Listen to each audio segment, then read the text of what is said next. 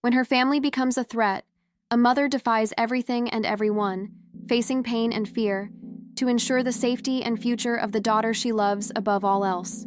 My name is Claudia. I'm 28 years old, and what I'm about to tell you happened about 2 years ago, shortly after the birth of my daughter, Isabela. At that time, I lived a simple but very happy life. I worked as a freelance graphic designer, which allowed me to stay home, and I was married to Marcos, a man I considered my partner in everything. I've always enjoyed quiet things, weekends at home, family get-togethers, a bit of peace after so much professional effort. I thought that when Isabela arrived, our happiness would only increase. My family was small, and Marcos's was much larger, so I was excited to have that big family feeling. But I had no idea the storm that was to come. During the pregnancy, I started noticing some strange things, especially from Marcos's sister, Anna. At first, it seemed like she was just overly affectionate. She called every day, wanting to know everything, coming over unannounced to see the belly. I didn't mind it much. I even thought it was cute. Sarah, my mother-in-law, was also always around, encouraging these moments.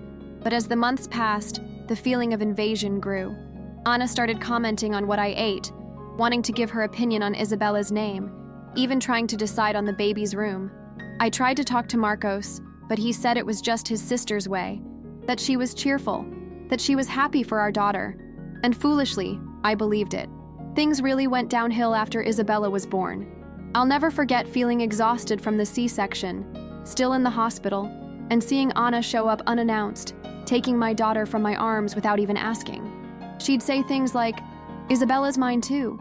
This girl will spend more time with me than with you," always laughing, as if it were a joke, but it left me with a tightness in my chest. During the first week home, Anna showed up at my house every day. It wasn't just a quick visit. She'd stay for hours, bringing guests, going through the baby's things without my permission. And, worst of all, Sarah always told me to be more open, that Anna just wanted to help. I started to feel suffocated in my own home. Anna would take Isabela's clothes to her house to wash properly, take pictures of the baby and post them on social media without asking me, and start spreading gossip saying I was an Instagram mom who didn't know how to care for her own daughter. My husband started to change. When I tried to set boundaries, he'd tell me not to cause trouble in his family, saying his sister had good intentions. My mental health began to plummet. I was sleeping poorly, breastfeeding under stress, and there was always someone invading my space.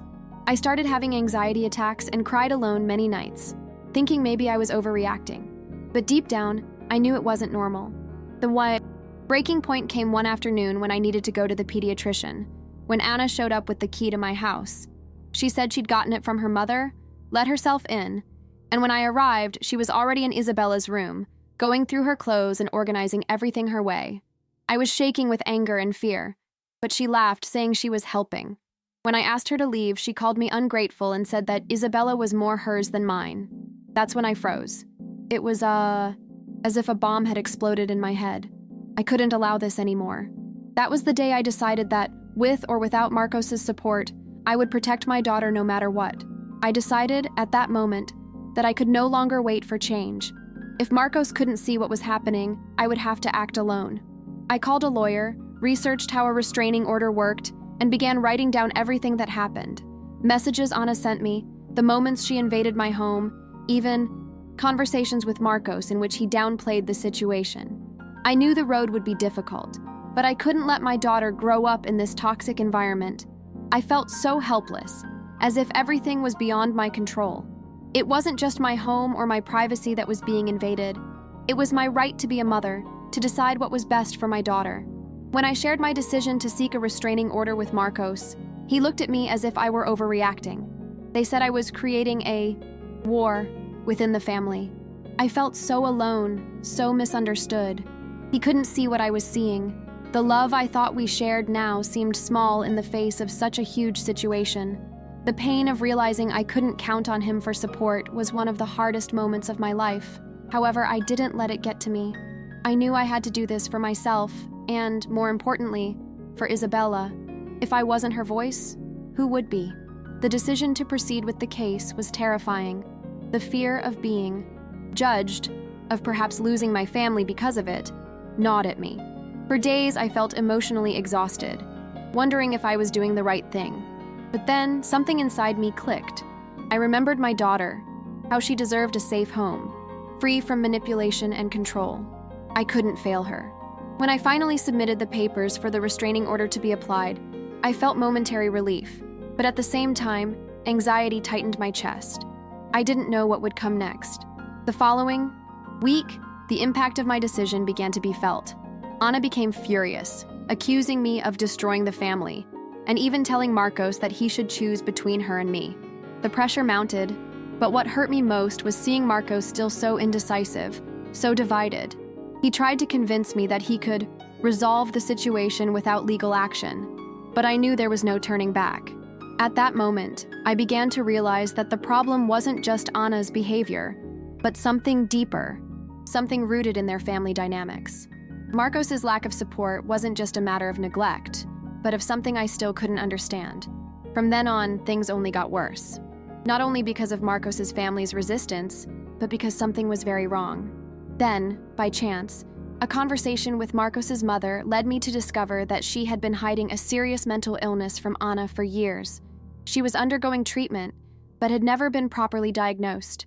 The obsessive behavior, the attempts at control, and the manipulation were part of a deeper condition, something no one had properly treated. This changed everything for me. It was as if a curtain had been lifted. I didn't know whether to feel relieved to finally understand what was happening, or even sadder to realize that Marcos's family had ignored this problem for so long. After finding out about Anna's mental illness, I began to rethink everything I'd experienced up until that point. I didn't know how to deal with this new information. How could I trust someone who had hidden something so important for so long? More importantly, how could Marcos, who had always had a close relationship with his sister, never notice or refuse to recognize the signs? I felt completely lost, as if all my efforts to protect my daughter had been in vain. Even with the restraining order in place, Anna still tried to manipulate me, telling Marcos that I was stalking her for no reason. I couldn't understand who I could trust anymore. The psychological toll was enormous. The fights with Marcos were constant, and he became increasingly distant. Even with the truth about Anna's condition, he didn't know how to act. I knew he was torn between his love for his sister and his concern for me and our daughter, but that didn't make me feel any less alone. With every step I took to protect Isabela, it seemed like Marcos's support grew more fragile. That's when I realized I couldn't wait for him anymore. If he wasn't capable of supporting my fight, I would have to fight alone. I only had myself to rely on. Deep down, I knew this battle wouldn't be easy. Each day, anger and fear consumed me, but I also began to feel a strength I didn't know I had. Every time Anna tried to invade my life, I felt I was getting closer to victory. Every document I signed, every step I took in the legal process, was a small achievement. I began to realize I was no longer the insecure woman, afraid to do what was right. I was learning to be the mother Isabela needed, a mother who fought for her no matter what. But as with all overcoming, there were times when I almost gave up. The threats, the attacks on my integrity, the constant judgment from Marcos's family. All of this made me question whether my fight was truly worth it. I felt loneliness squeezing me, as if I were living in a parallel world where no one understood my pain. There was a night when, exhausted from everything, I went to sleep crying, wondering if anything in my life would ever be normal again. However, upon waking, I realized that the only way to regain control was to keep going. I couldn't allow myself to weaken now, not after everything I had already faced. It was in that moment of vulnerability that something incredible happened. Isabela, just 6 months old, smiled at me.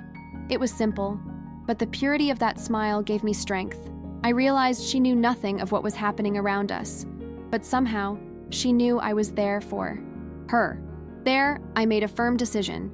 I would not only fight for my daughter, but also for myself. I would no longer live in the shadow of a family that didn't support me. I needed to regain my peace, my happiness, and teach Isabela what it means to be a strong woman who fights for what's right.